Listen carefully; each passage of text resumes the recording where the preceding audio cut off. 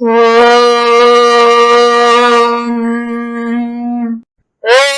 ஹரிஹ ஸ்ரீ கணேசாய நமக, ஸ்ரீ வேத வியாசாய நமக. ஸ்ரீ மகாபாரதம் நான்காவது பர்வமான விராட பர்வத்தில் பாண்டவ பிரவேச பருவம். அத்தியாயம் 1.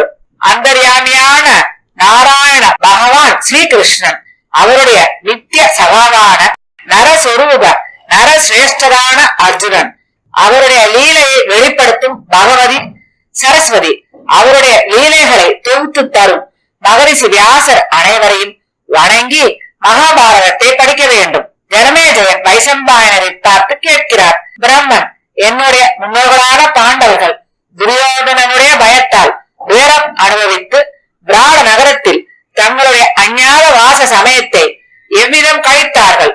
வீரத்தில் ஆழ்ந்து எப்பொழுதும்